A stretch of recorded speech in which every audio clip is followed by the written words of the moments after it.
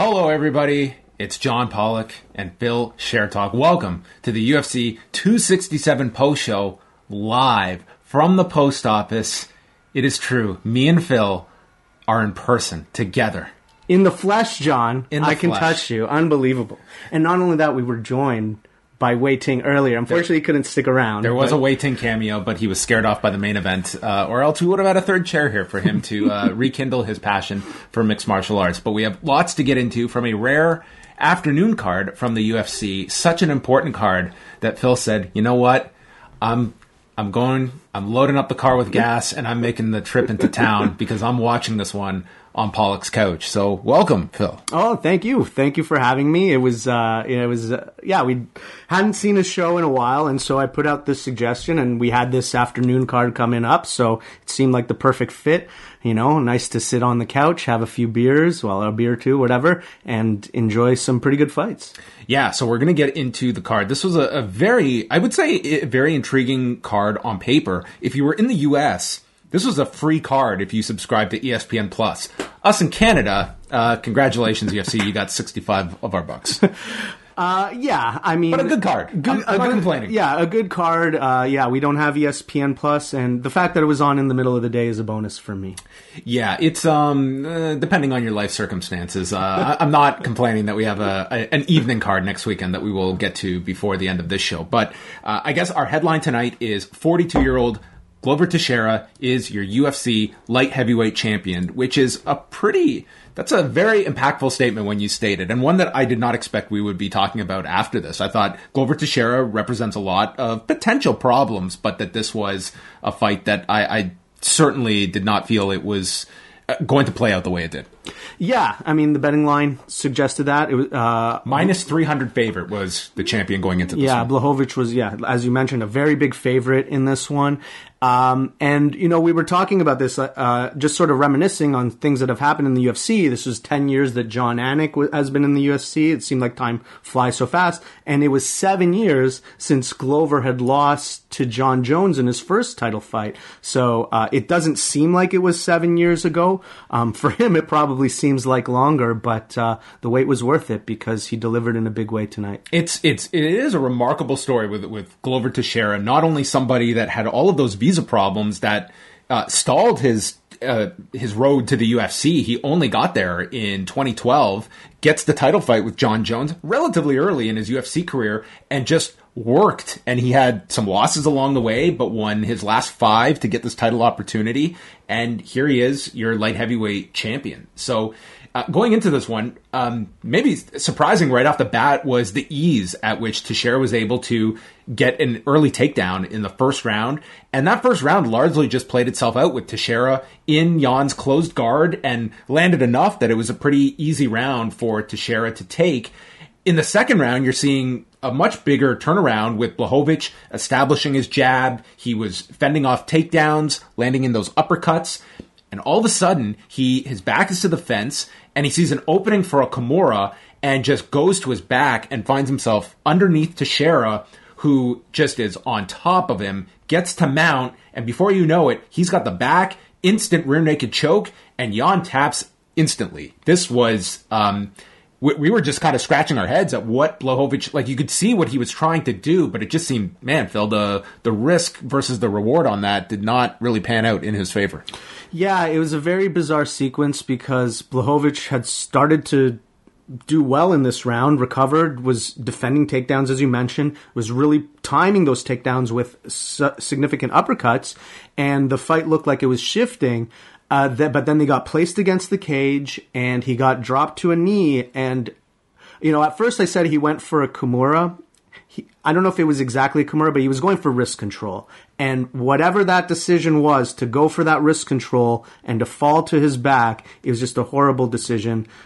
Glover mounted him and then turned him and flattened him out right away, and the tap came. It just didn't seem like he was prepared for that position. It was actually a very odd sequence to end the fight. Yeah, it was a fight where you knew if Teixeira was able to get Jan to the ground, this becomes a much more intriguing fight. You didn't see a whole lot of dynamic offense from Teixeira in the first round, but his ability to capitalize on that clear mistake from Blachowicz in the second round that is all it took for him, and got Mount with relative ease. I think that's the kind of loss, Phil, that like there are losses that you can take and learn from, and there's other ones that are just going to keep you up at night. And I think this is more the latter for Blachowicz. And you could see, I mean, he just looked devastated after this, and it was just, I think, an error in judgment where he may have seen an opening, but the risk, if that did not pan out, 30 seconds later, your title reign is over.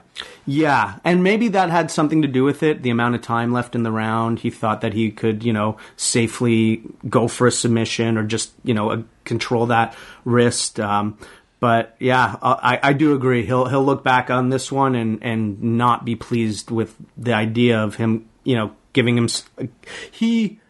As much as Glover did amazing in this fight, it was just such a huge mental error that you cannot forget about it.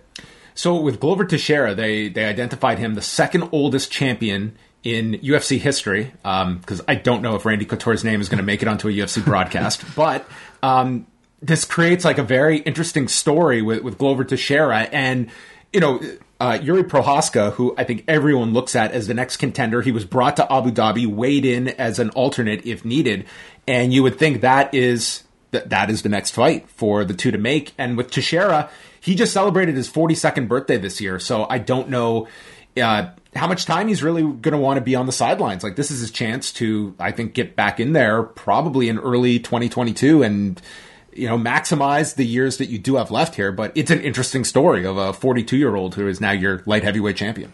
Yeah, absolutely. He was somebody who came into the UFC with a lot of hype on him. He was known for his ground game, but coming into the UFC, he'd been knocking out a ton of opponents. And, largely his UFC career has been very good. It's just sort of some poor, he lost that John Jones fight, and then, some subsequent losses were poorly timed that forced this to be such an arduous road back to the title. But now that he's here, yeah, I do see him wanting to, get those paydays early, and, Yuri's ready. So I wouldn't be surprised if we get maybe a 3 or 4 month turnaround on this. For Jan Blachowicz, I mean, he, in comparison, we looked at him as like the younger of the two here, but this is a 38-year-old. However, I would say the light heavyweight road back is not as paved with the amount of numbers that the idea of Blachowicz at least contending for the title again in his career, I think is a reasonable hope for him. Oh, for sure. And even in this fight, like he was looking good in that second round. Yeah. He made those adjustments. It's just the issue where he ends up underneath Glover was costly, but it did seem he made those requisite changes that if he was able to just, work around those uppercuts and his jabs, like this was going to be more in his favor. That round was looking very good for him. Mm-hmm. And even though this division is a little bit stronger than maybe it was a couple years ago, there are some more names that have emerged. It's still one of the thinner divisions, so it won't take too many wins to get right back into title contention. If you are, this was a debate going on throughout the week, and we saw the back and forth between Corey Anderson and Jan Blachowicz. They've split fights over their career, and Corey Anderson actually has a decision victory over Glover Teixeira. Is this an argument you can make if you're Corey Anderson or Bellator that we have the top light heavyweight out there? Corey Anderson still has to beat Vadim Nemkov, but sure. Nonetheless, that's your argument. You can have this. You have the argument, but who's going to listen to it, right? And I don't mean to be rude about it. It's just, yeah, Corey Anderson's a tremendous fighter, but he's not going to draw that much because him alone, he's been bland, even though his last few fights have been exciting. And he's in Bellator, and they struggle to promote even the biggest fighters that they have. So, he's a great fighter. Maybe he's the best light heavyweight in the world, but it kind of doesn't matter when you only have one or two other guys to go against. I do want to chat about the interim bantamweight title fight. This fight was incredible. They went 5 rounds. I thought this fight was just terrific, and we saw a very close opening round where you could see just the speed from Sandhagen and Jan defending a takedown, but it was just superior striking and speed from Sandhagen. But it was Jan making the adjustments in this fight. As it progressed, we saw Jan, he could not miss with that left hand. He was attacking the body, which was just reddening the ribcage of Corey Sandhagen, and it just became a case of not even Sandhagen necessarily slowing down, just Jan being that much quicker to the punch. And I think finding the timing out of Sandhagen, and that just kind of compounded itself throughout this fight. They went the full 5. I had Jan winning 4 of 5 rounds, with Sandhagen taking the first, and that's how all 3 judges scored it. But this was a tremendous performance by Petr Yan. They identified him as now a 2-time UFC Bantamweight champion, which, I mean, this is an interim championship, so let us not forget that this means you're essentially the number 1 contender to the champion, no matter what the circumstances were of Sterling winning that championship. But we have Petr Yan as your winner. Yeah, this was an amazing fight. Much like Sandhagen's earlier loss this year to TJ Dillashaw, this is pretty much the highest level of MMA that you're going to get. Very close fight, very good first round by Sandhagen. He had the edge, but as the fight progressed, Jan just got slow, just edged him more and more. And as Sandhagen slowed down just a touch, Jan was able to get that timing, start landing, and it started to add up. By the time we got to the 5th round, it was a little bit crazy. That round was a little bit closer, but Jan really started to put it on him. I think the efficiency, he was landing at close to almost like 40% towards the end of the fight. Sandhagen was game. He was in it the whole time. It just seemed like he couldn't generate enough power to get Jan to respect him. So by the time Jan was able to figure out the timing, it didn't really even matter if Sandhagen was going to be able to connect, because Jan wasn't really worried about it. Yeah. To me, it was... Cory Sandhagen is a bantamweight that I think he is an elite level 135 pounder. We just saw the difference tonight between someone like Petr Yan, who I think we saw just a really disciplined performance over 5 rounds that was not discouraged by that first round. It was a close round, even with Sandhagen winning. But I thought that this was Petr Yan that I think lived up to where everyone sees him in this bantamweight division. And I think that when Aljamain Sterling is healthy enough to compete, that's obviously the fight you make. And the only question now is when Sterling is ready to come back, and if Jan is going to fight in the interim. Yeah, I'm not, you say it's obviously the fight to make. I'm not entirely sure. I mean, maybe you go to Dillashaw first just because of the interest. I mean, obviously there's that natural storyline that you want to close out on the Aljamain thing. And Aljamain himself, these circumstances are not his fault. So he deserves his title shot, his title defense opportunity. But we don't know how long he's going to be. And if TJ Dillashaw is there, TJ Dillashaw is also a legit number 1 contender after that Sandhagen fight. So I wouldn't be shocked if we see that first. No, it's, when you're talking about a neck injury that Sterling is recovering from, I mean, there's just going to be, that's going to be a tough injury to come back from that I don't know if you can necessarily just estimate what the timetable is going to be like. Bantamweight is a red-hot division, and you've got some really big fights in that weight class coming up in the near future. So the idea that Jan takes another fight in between that, I think ultimately you do get to this Sterling fight, but there's not going to be a shortage of contenders coming up. And we did notice in the last month or so, a former bantamweight champion started to reemerge in the MMA sphere. And yes, he's calling for a fight at featherweight, but Henry Cejudo would be a wonderful addition. I would love to see Jan versus Cejudo. Forget Dillashaw, forget Aljamain. Let's go straight to Cejudo and do that one, because that's a really exciting fight. Cejudo versus Jan, sign me up. This fight was incredible. This was, to me, the fight of the card. It was a tremendous 5-round fight that you were looking for here. So Petr Yan is your interim bantamweight champion, 1-time bantamweight champion. Now has an interim title reign under him. Let's move on to the lightweight division, where Islam Makhachev was taking on, I think, his toughest opponent to date in Dan Hooker, who, I mean, I was reading off these names to you, Phil, that since 2018, this is the level of competition Dan Hooker has fought.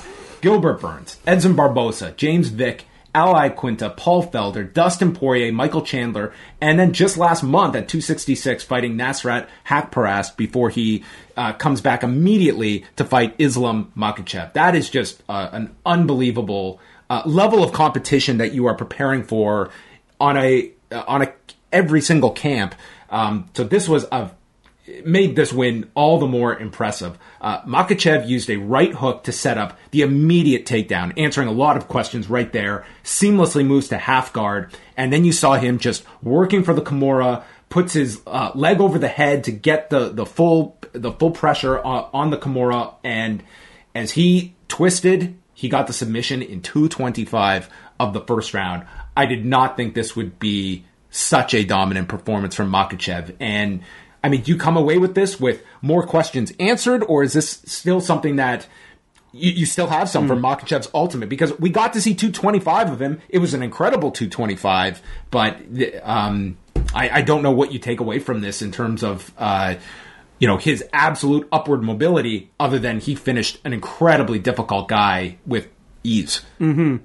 Yeah, I mean, it certainly answers some questions about what his role is in the top 10, right? He was ranked number 5 or number 6 going into this fight, even though he hadn't beaten anyone in the top 10. So now you can definitely say he deserves a spot there. It is such a dominating performance that it does leave question about who could deal with this, especially in a division that does... I mean, you do have some wrestlers in there, right? You've got Gaethje and Chandler, but it just seems like it's on such a higher level. Of course, it was very short, so we didn't get a ton of time to see what he could do.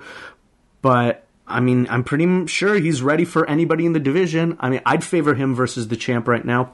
Well, yeah, you and I were talking a lot about the potential of Makhachev next. So to just paint the lightweight picture, of course, the title fight is in December, where you have Charles Oliveira and Dustin Poirier. Next weekend is Michael Chandler and Justin Gaethje, another huge fight. I would say we're talking about a division of those four and Makhachev, and that just the outcomes of those fights are going to set up our major lightweight fights. Beneil Dariush would like a word with you, John. Okay, Dariush has a deceptive win streak that nobody talks about this guy at 155 pounds. And if I'm Islam Makhachev, I don't know if the fight with Beneil Dariush is the most appealing on paper of someone who's a very difficult out, but also someone that is coming with less than zero notoriety with his fights. Yeah, that's the big thing with Dariush is that, as you say, he has not much notoriety. Well, you say he has none. He did pick up some with his last win. The Tony Ferguson fight was a big fight. He also had his bizarre post-fight speech that everyone can remember. So he's making a name for himself. But yes, in terms of notoriety, definitely not the biggest name, but he's higher ranked, and it's a way to just sort of skip right to that title shot with the win. We were also talking about the fact, like, if you did not have, number one, a disaster of an individual outside of the octagon, plus you have the injury he's recovering from, just given the history with Khabib, that is a natural opponent for Conor McGregor, that I think would engage a lot of people based off the fumes of that feud and rivalry. However, I don't even look at Conor McGregor right now as an active option in the UFC at this point. Yeah, I mean, look, I would say you can't even imagine him fighting until, roughly a year since that last one. And the opponent list, it needs to come down. It needs to be closer to the cowboy side of things. Yeah, that's a horrible fight for Conor McGregor for many reasons. But I think it would be a big fight just based off of everything involved. And to be quite honest, is that a fight that Islam would hold a similar opinion about as Khabib, of not even wanting that fight? Yeah. I mean, these are, like, that is a group that we have seen the motivation is not just strictly financial. Yes. And Conor McGregor, they may just look at, like, where does that guy get us? Just looking from a pure ranking sports perspective. Yeah, I also think if you're the UFC, you don't want to do that one because it's just Conor's so far off from being able to win it. I think you want to put him into a fight that he has a chance to win. I don't know. We saw Dana was literally with Khabib. Hey, you know how much you and dude, I think Dana makes that fight. That's the closest he can get. Okay, Khabib, that's different because that's the biggest fight they could possibly put on. But there's bigger Conor fights than Islam, right? A Dustin fight, a Nate fight, even a Tony Ferguson fight, theoretically. So, anyway, I don't want to talk about that guy anymore. Well, Islam Makhachev, an enormous win here over Dan Hooker, and it will be a big fight he has at lightweight, whether it be Beneil Dariush or more. Amazing, though, that this was the second best wrestling performance on the card. That's true. We do have to talk about this heavyweight fight. This was Phil's fight of the night. Marcin Tybura and Alexander Volkov going a long 3 rounds. Volkov winning the first and third round, while Tybura, did enough damage in the second round where it was more just Volkov just kind of being a witness during this round and just kind of absorbing.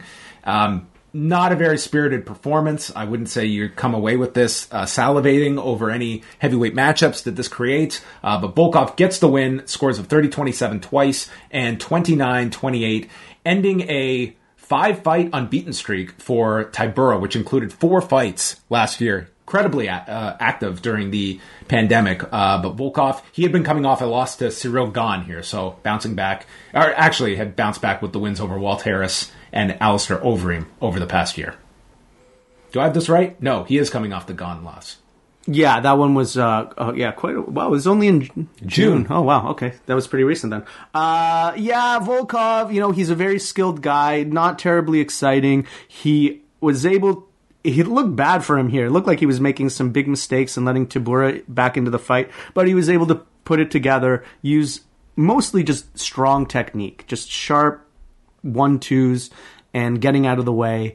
And that was enough to get the W. Yeah, the big thing that the announcers were on were the takedown defense of Alexander Volkov. Man, 13 for 13. I mean, that was the fight. Incredible takedown defense. I mean, Tybura's no Curtis Blades. Yes. But Khamzat Chimaev making his long-awaited return. This was after it was identified, I think the wording on the broadcast was medical setbacks. Yes, this man had a brutal battle with COVID-19 to the point that he was looking to end his career and not come back.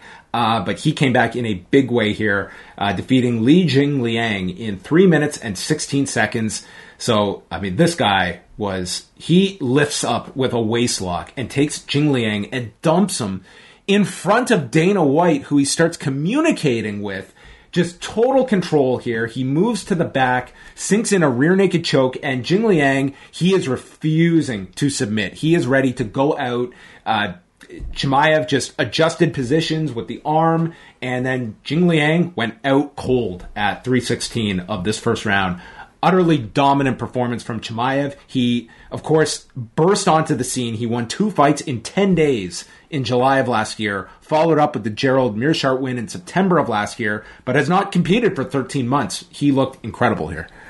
Absolutely. I mean, one of the most anticipated returns in a long time. A lot of questions, especially about his health. We didn't get to see him go long, but for what we saw, it was just complete domination. And, just to a little bit on that waistlock, he was talking to Dana while he was holding the waistlock. So he's got Jingliang elevated, and he's talking to Dana. Lang's just like panicking. Chimaev's calm as a cookie. Then he dumps him, controls position, constantly going for the finish. Lang defending, but always on to the next move for Chimaev. Just complete dominant grappling. Extremely impressive. He was asked who he wants to fight next. He said everybody. At the same time? Everybody simultaneously. Don't space them out. Any weight class, he will take them on. And he told Dana White, watch my fights. Don't be on your phone. Yeah, that's right. Those were his words for Dana. I guess that's what he said. He was yelling at him. He saw him on his phone. So he said, hey, watch my fight. He's an incredibly captivating personality with a style that is going to win over any viewer that tunes into him.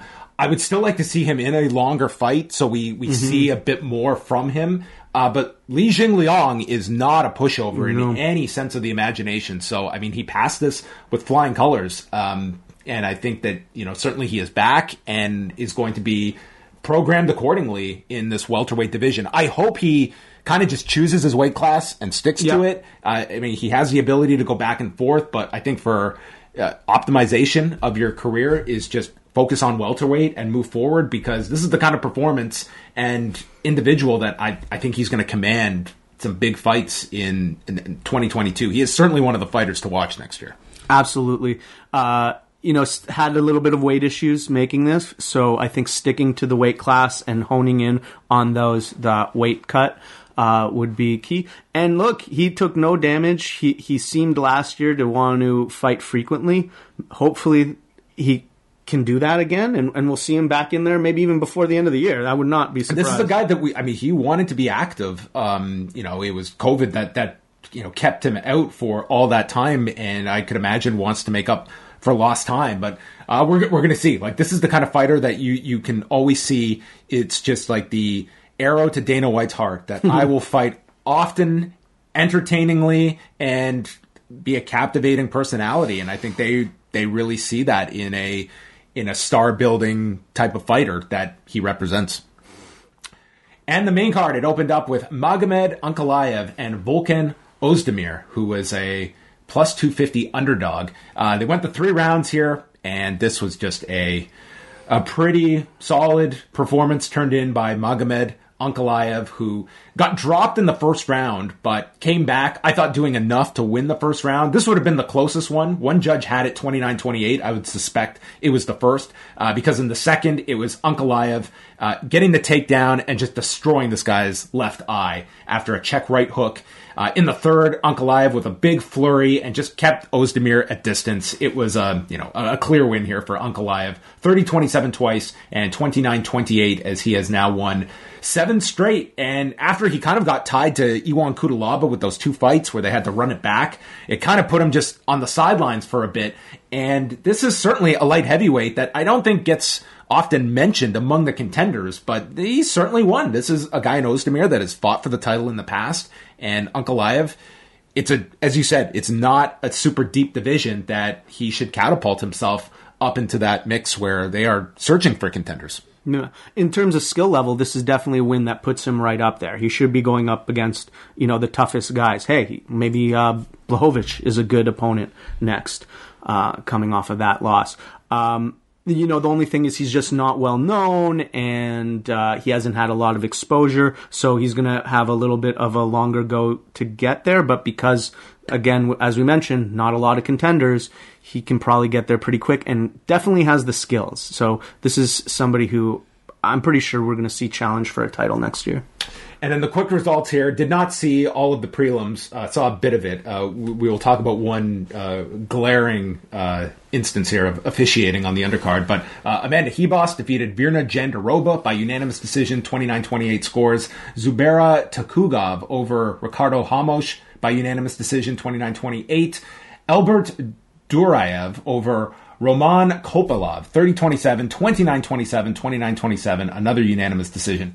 Elijah Zaleski dos Santos defeated Benoit Saint-Denis by unanimous decision, 29-26 across the board. I saw some 29-25s in this. There was a point deduction in the third, but this second round in particular is a round that is going to be heavily scrutinized coming out of this weekend. There was an official, not a regular official that you see on the UFC broadcast by the name of Vyacheslav Kiselev, who was actually removed from his officiating duties for the remainder of the night. This second round was an atrocity. John McCarthy, of all people, think of the ground this covers and the rounds this man has observed in his lifetime, called this the worst officiating job in the history of the UFC. It was uncomfortable how long this went. There are times that I do give the benefit of the doubt when you're in the heat of it as a referee. You don't want to do it too early. And sometimes we will see like it's a dominant performance, but there's not that moment to step in. There were multiples of it in the second round. I had some people calling this a 10-7 round. I don't think that's egregious. Saint-Denis did come back at the end of the second and did land a bit, but it should never have gotten to that point. And I always remember one of the quotes that John McCarthy has given about a 10-7 round, about the reason there aren't too many of them, because a fight should really never get to that point where you have to score it a 10-7. It should be over by that point. This was certainly the case, and I think they made the right call removing this referee. It was a pretty bad deal. It sounded pretty bad. I mean, you had fighters online who are going to be the ones, I think, with the longest latitude when it comes to a stoppage that were just appalled by this. You know who wasn't on that list? Who was that? Dominick Cruz. Dominick Cruz. Fortunately for me, I didn't see this one because I was in transit. But you should go back and watch this second match. Well, when I came in the door, I mean, this was like top of mind for years, so it sounded pretty atrocious. And good on the UFC and Abu Dhabi for making the correct call to get him out of there. This guy's probably not getting the call back for a future event. Michal Oleksiejczuk defeated Shamil Gamzatov by TKO 3:31 of the first round. Lerone Murphy knocked out Makwan Amirkhani at 14 seconds of the second round. This is Amirkhani's third loss in a row. For someone that was a rising prospect at 145 pounds, he's fallen on a rough stretch.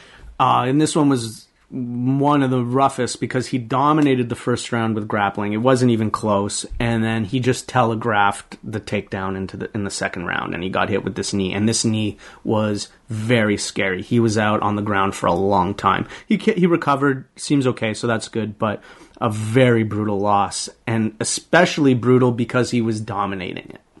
That's unfortunate. Andre Petroski submitted Hu Yao Song by arm triangle, 4:46 of the third round, and then Tagir Ulanbekov won a split decision over Alan Nascimento, 29-28, 2 29-28s in Ulanbekov's side, and one for Nascimento. And that was our card from Abu Dhabi. I would say you're only seeing the main card, but it was a real highlight was Jan and Sandhagen. That was my fight of the card, and it seems like the most egregious officiating job of the year on top of it. So that's what you got at UFC. And look, it wasn't the greatest fight because we were talking about the Blachowicz sort of, fight IQ disappearance, but respect to Glover Teixeira, legend of the game, guy never quit to keep at this sport despite years of injuries, beatdowns, defeats, and as a 40-year-old to put in the work every day to become a champion. Even if he's not your favorite fighter, even if you wanted Jan to win this, you got to tip your hat off to this guy. Just really, inspirational. You love to see it. I'm 39. Maybe I still have a chance to be a UFC champion. You could be. And now the light heavyweight debate is on. There you go. That was the card. And just looking ahead, we're going to be back, Phil and I, 2 weekends in a row. We are going to be but I think we'll keep our distance for the next one. I don't expect enough. Phil's not going to be coming over for a Saturday night card. Let's be realistic here. But this is an awesome card next Saturday. They're returning to Madison Square Garden. We have the rematch between Kamaru Usman and Colby Covington. This is almost 2 years removed from their last fight. But in those 2 years, I think Usman has made such significant advances in his career. We got to see his striking on point that night with Covington. I mean, he won that fight with his striking. And since that time, what he has done has been remarkable with Henry Hooft.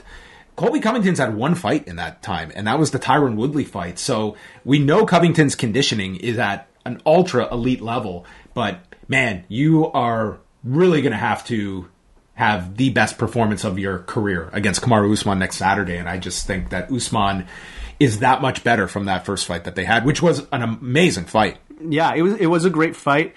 And I agree with your assessment.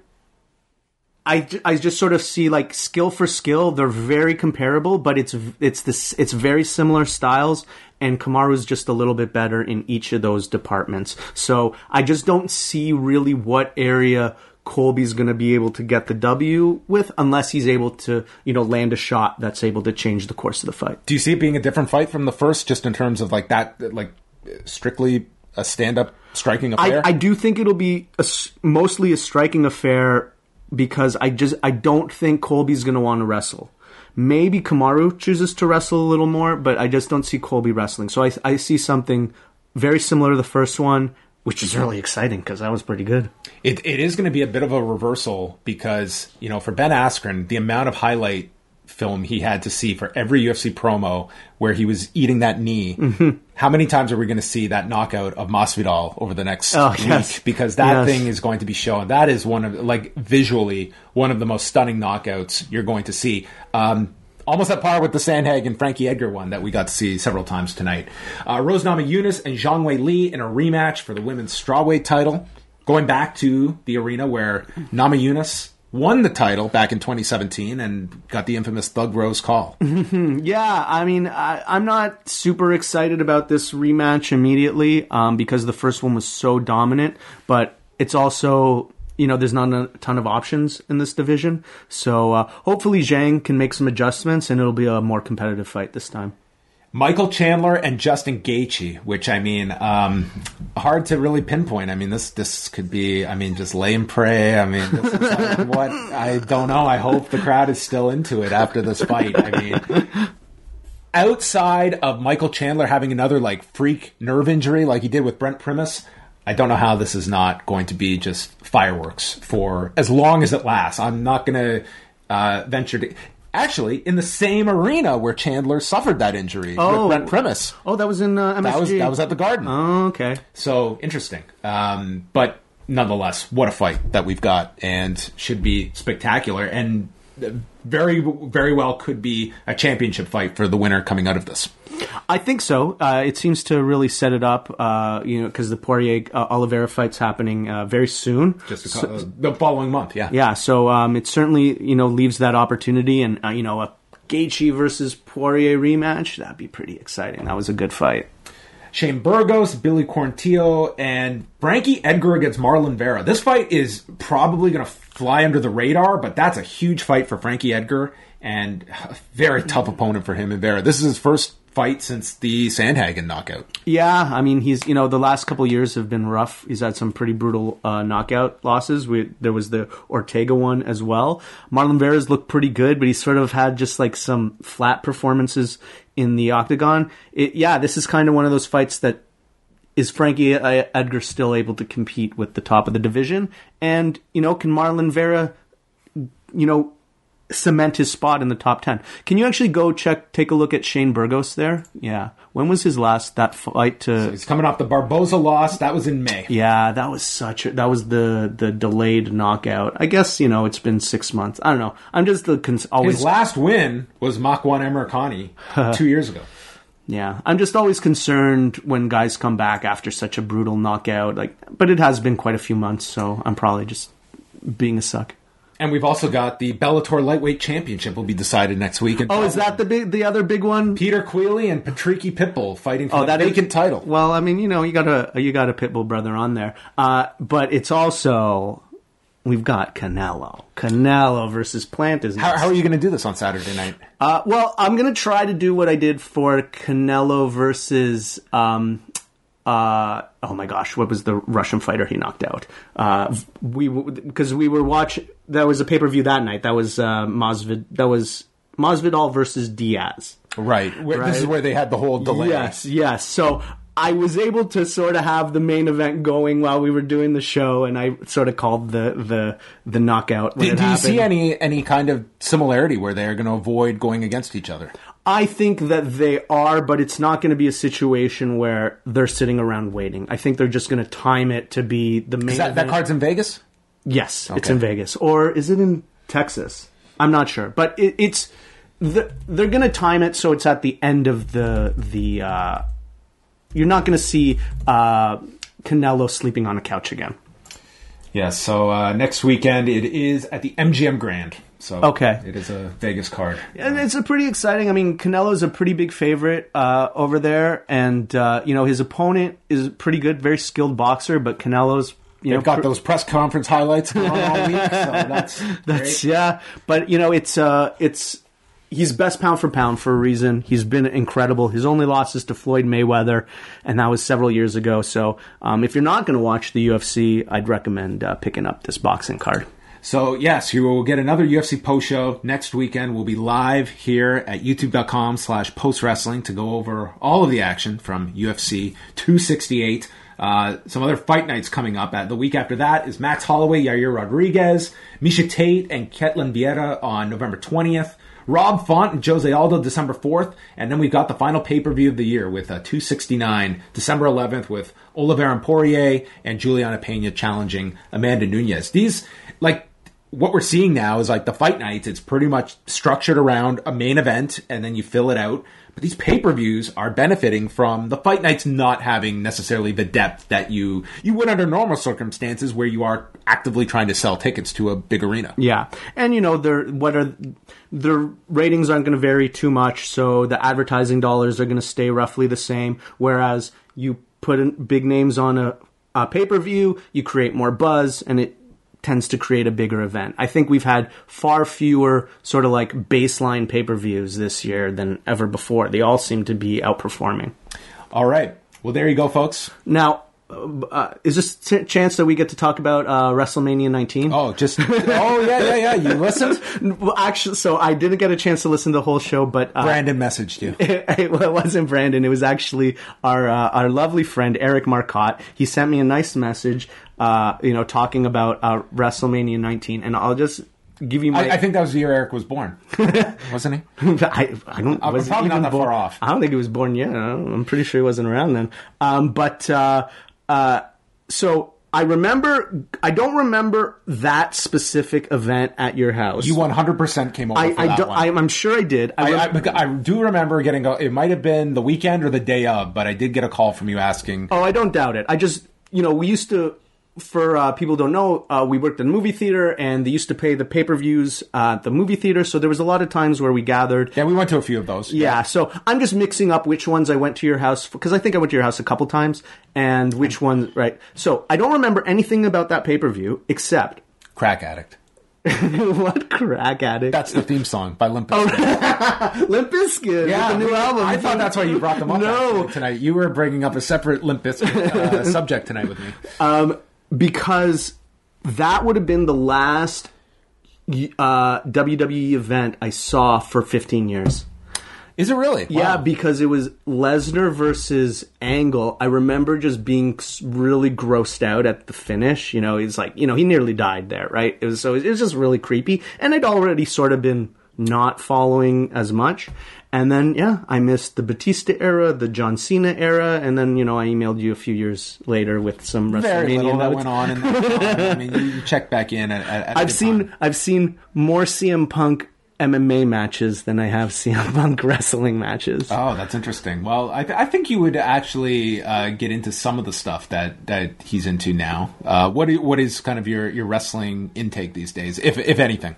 It's not really much. I mean, I pay attention to... I'm interested in the competition, the business competition, AEW versus WWE. That's really exciting. I did see some of these exciting moments that AEW's been putting on. The return of CM Punk, the return of Bryan Danielson. But I'm not watching too much of it. But I always get the info from the people in the Discord and what I tune into during the whatever I can listen to on the post shows. Did you see any of the PFL this week? Did I see any of the PFL? I saw give me a top 10 of the 8 hours. Rank the hours. Oh my gosh! So the PFL, it's just look they gave away $7 million or $6 million to be number 110 on cable. You're building stars that you're burying. You've got Clarissa Shields fighting grapplers in her second fight, and you're burying her. The only person who got any rub was Kayla Harrison. And that's cool. She's a star. She should. But why couldn't these title fights have been spread out over a few weeks? They think they're chasing a TV deal, but who's going to pay out for number 110 on cable? Yeah, I really want the PFL to be successful. I think the format, the seasonal format, it sounded very... Cause I was not the biggest fan of like when the IFL tried this out with like the teams. I just didn't think it worked. But this kind of seasonal thing, I've liked it. It's different enough. It's got a mixture of rising fighters or even ex-UFC fighters that are still capable. You've got a few stars, mainly like Kayla Harrison, I think is someone people want to see. But you look at this, like the business plan, it's like, does this really work long term? They seem like they've done a tremendous job of getting funding. So that's a credit to them that they've been able to persist through all of this. But I think like ultimately there is kind of that moment where you've got to reach and say, is this going to be viable as like this standalone thing? And I think every MMA group out there is looking at what the UFC got with ESPN and hoping they can get just a fraction of that deal, which is not always how it works out. It's like you have the industry leader, but like there's a major gap between UFC and everyone else. Absolutely. And there's too many things going on these fights to focus on these fighters to create stars. The benefit of this season format, and we discussed this previously, is, all of a sudden you're introduced to names over and over again. Guys who might be mid-card fighters, and you're at least seeing them in significant fights more than once. So you just become familiar with them. Even if they're not the best fighter, just being able to tune in and see recognizable faces is a big benefit. But if you're just going to cram everybody onto one show, you lose all of that. You could have had 2 title fights a week for the last 3 weeks. And then, you've got Kayla Harrison on there, and then you've got that heavyweight dude who I forgot his name, but he was kind of like the best story, the guy who found out his father. Bruno Cappel. Yeah, right. So it's like he should be getting a lot more rub after what happened at PFL this week, but it's just lost, and it's just too many stories. And I want them to be successful too. I want fighters to make millions of dollars. Of course I do, but it just seems like they're just interested in putting together a TV package that they can sell. We can put on 8 hours of TV. Here you go. It's like, okay, what's the price tag? $7 million. Okay, I'll pass. Yeah, that to me is a big thing that's going to be a sticking point, is that, man, you really have to have respect for people's free time. Like the idea of you presenting 10 fights, however many it was, over an near 8 hour stretch is just mind-boggling. Well, when they're title fights too, you're telling people you have to watch these. These are the important fights, and it's like, well, I can't watch those, so I'm going to skip your important fights. So you have no important fights. So it's like you put on those other fights early. You hope people will watch, and then you say, okay, it's okay. You don't have to watch these. The big fights are on later. If you can tune in just a little bit, that's good. So just ending off here, as we're seeing the note, the fight of the night went to Petr Yan and Cory Sandhagen. Performance of the night bonuses to Glover Teixeira and Khamzat Chimaev. I don't think anyone's arguing with any of those calls. And that's going to wrap up our coverage of UFC 267. Once again, we're back next Saturday night. As soon as the pay-per-view ends, we will be live here at youtube.com/postwrestling to review 268 from Madison Square Garden and whatever Phil sees of Canelo Alvarez and Caleb Plant. He might be half listening to me run down the card as he is watching the fight, which is fine. I'm half listening to you right now. I'm not even listening to you. So we are going to wrap it up. Thank you to everybody for tuning in. Good night, Brandon.